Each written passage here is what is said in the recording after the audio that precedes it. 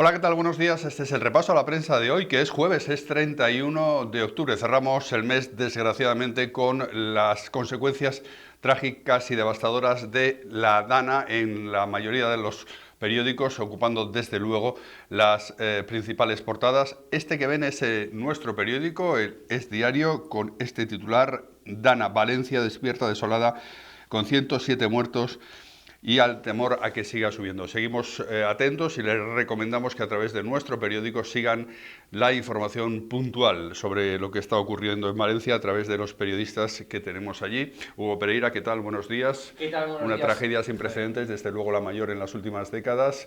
El debate también sobre cómo se ha gestionado políticamente, pero lo importante en este momento es esa cifra que ya supera los 100 y que puede continuar creciendo. Puede continuar creciendo porque hay todavía desaparecidos, con lo cual puede continuar creciendo. Estamos ante la mayor dana del siglo.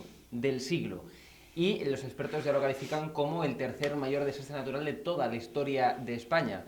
Con lo cual estamos ante una tragedia, efectivamente, yo creo que esa es la palabra, ¿no? Tragedia, absolutamente, una tragedia que no ha terminado ni tan siquiera, y por desgracia con tal cantidad de muertos. Solo queda la reconstrucción también de todo lo que ha, digamos, anegado, de todo lo que ha, digamos, tirado por la borda, podemos decir incluso la Dana, que viene siendo la gota fría, pero la gota fría típica de cada año, pero multiplicada por unas dimensiones, insisto, jamás vistas en el último siglo, ¿no? En España. Con lo cual, ahora queda la reconstrucción, también, bueno, pues más allá digamos, de las muertes, de la tragedia humana que ha sido y sigue siendo la Dana, pues queda también una tragedia material también, que ahora se tendrán que destinar los recursos necesarios. La Generalitat ya ha dispuesto 250 millones de euros para la reconstrucción, evidentemente, de todo lo destruido, ¿no? Por esa Dana, 6.000 euros por afectado.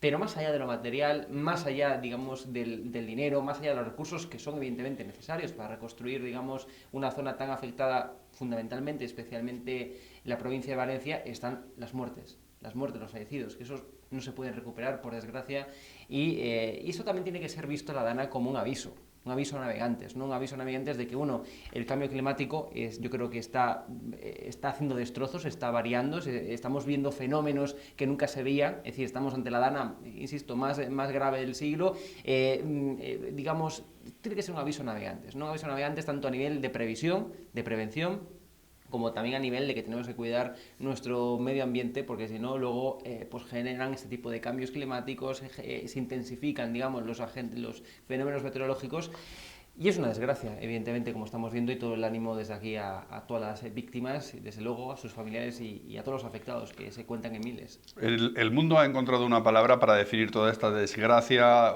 que es la palabra apocalipsis. Dice: apocalipsis sobre Valencia, la dana más devastadora de la historia, se ensaña otra vez con la Comunidad Valenciana y también azota zonas de Andalucía y de Castilla-La Mancha. Las precipitaciones triplican las previsiones de la AEMET. Esto es importante. Había una previsión que fue desbordada por la realidad y desbordaron barrancos y convirtieron municipios cercanos a la capital en una auténtica ratonera, dice El Mundo.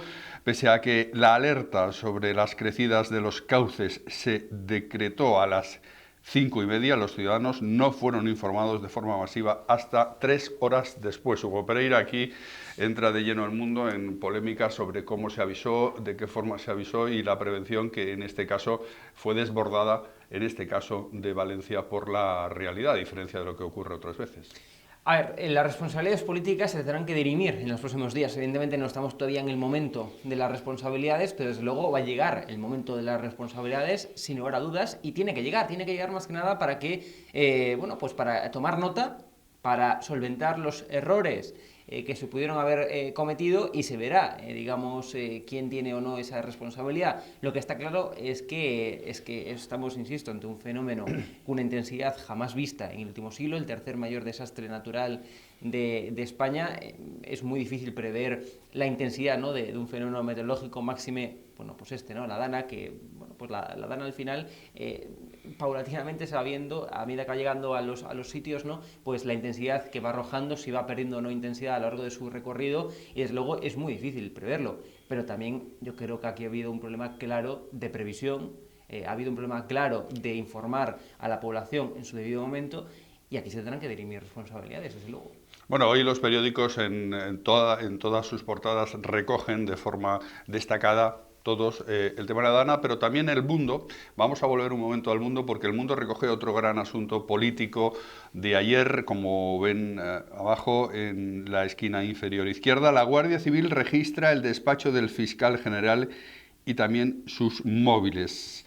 Los agentes buscaron pruebas durante varias horas, hasta 10 horas estuvieron entre sus teléfonos y su ordenador y sus mail. Esta es la otra gran noticia. Claro, no se puede comparar a la desgracia, a la tragedia de la Dana, que por supuesto tiene que ocupar un espacio destacado, pero claro, aquí nos encontramos otra vez ante algo inédito, que ya llueve sobre mojado, valga la expresión, un fiscal general imputado, un fiscal general que después de ser imputado no dimite y ahora el Tribunal Supremo enviando a la Guardia Civil a registrar su despacho. Oiga, salga un momento que vamos a registrarle el despacho. En fin, es todo surrealista. Bueno, yo creo que es que no hay mucho más que comentar. Es decir, la imagen, o la noticia habla por sí sola.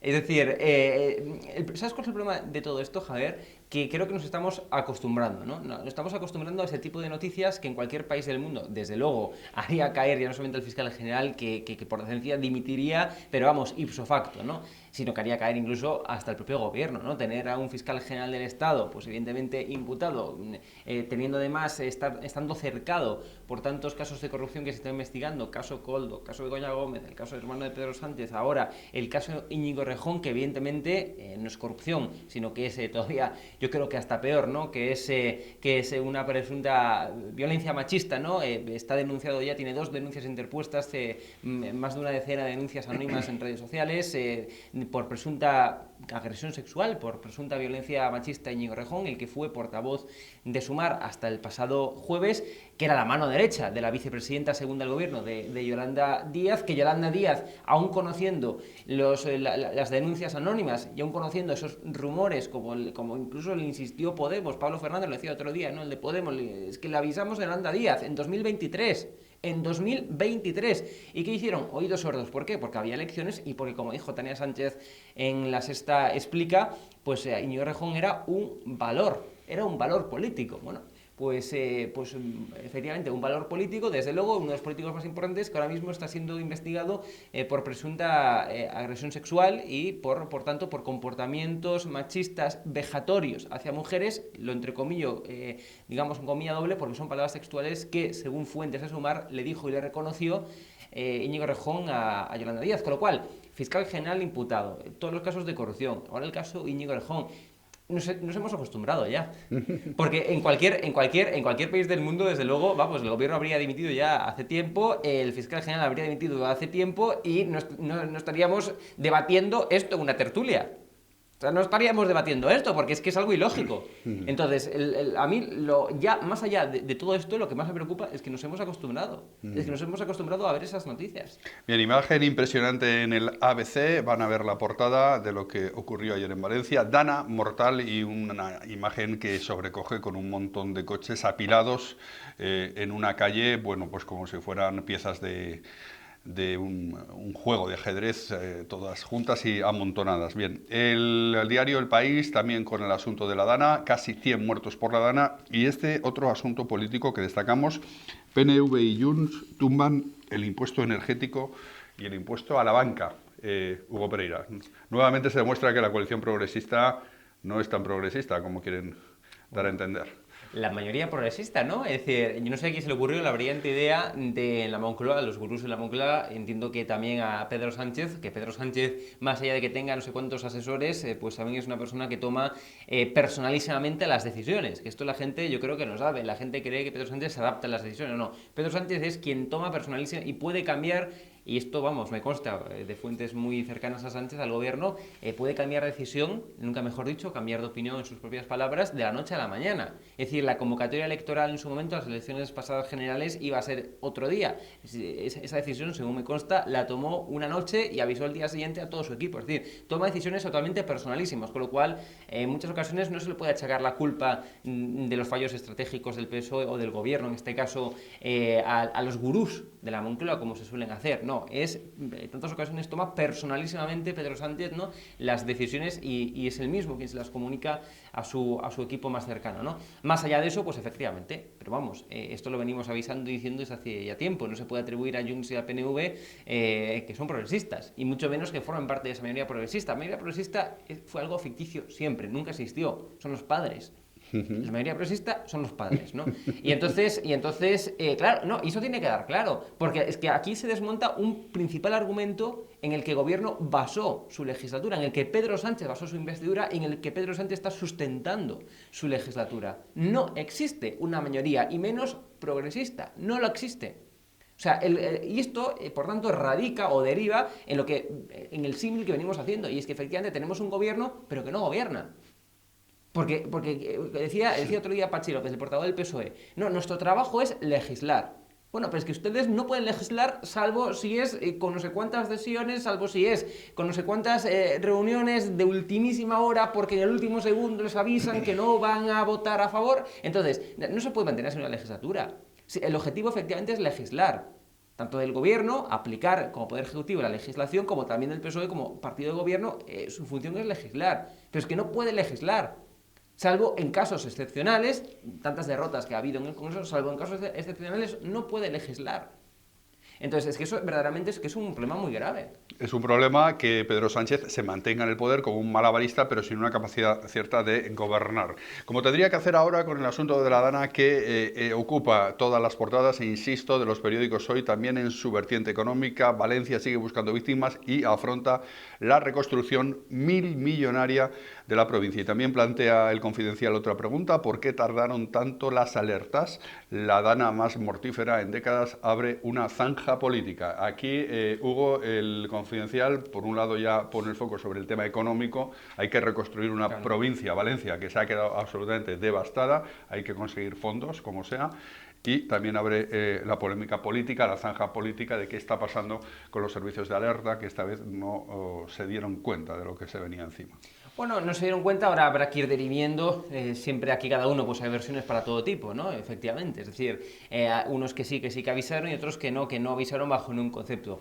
Yo creo que lo que es evidente es que a las 8 de la tarde, me remonto ya, digamos, a hace 2 días, a las 8 de la tarde, cuando ya la Dana estaba incipiente, cuando ya la gente estaba pasando, digamos, vídeos devastadores, no podía estar la gente en la calle, y mucho menos en las carreteras. No podía estar la gente en la calle, esa es la realidad.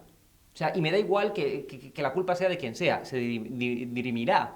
O sea, habrá que ir siguiendo la actualidad los próximos días, los próximos días haremos otro trabajo de ir investigando. De momento estamos focalizados, evidentemente, en la Dana, en las víctimas, pero la realidad es que no podía haber gente, o al menos tanta gente, en la calle cuando la Dana ya era incipiente, cuando la Dana estaba ya cogiendo todo su furor. Me remonto, insisto, a la tarde de hace 2 días, cuando empezó todo esto. No podía haber gente en la calle. Y menos anegadas, nunca mejor dicho, y disculpe la frivolidad, nunca mejor dicho, anegadas las calles de gente, las carreteras de coches, no podía, eso es impensable. Entonces no sé de quién realmente es la culpa, sinceramente no lo sé, no hemos tenido tiempo los periodistas todavía a indagar en los hechos y a investigar, porque estamos evidentemente dando toda la información sobre las víctimas, porque es lo fundamental, es el foco ahora mismo. Pero desde luego lo que está claro es que no podemos llegar hace 2 días a las 8, 9, 10 de la noche con gente en la calle.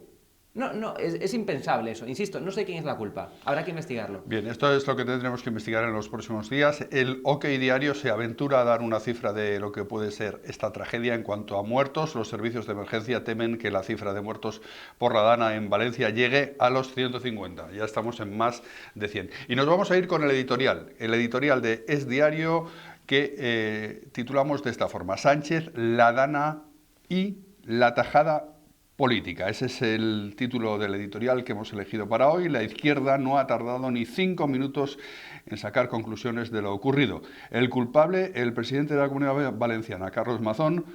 Juicio sumarísimo. Esto es lo que destacamos hoy en nuestro editorial. Juicio sumarísimo a Carlos Mazón, al que la izquierda está intentando cargar con toda la culpa, con la culpa entera de lo que ocurrió en Valencia. Decía que todavía no se saben las culpas, pero hay que entender que la EMET, que yo sepa, no la dirige Carlos Mazón. Hay que entender que, digamos, algunos servicios de emergencia no son dirigidos por la Generalitat. hay que entender que tantos organismos no son dirigidos por la Generalitat, es decir, la Generalitat que dirige Carlos Mazón. Entiendo, es decir, y además esto es mucho más grave. Esto de investigar y dirimir las responsabilidades no es para señalar a alguien y para meterlo en la diana. Es para aprender y que esto no vuelva a ocurrir en futuras ocasiones, ¿no?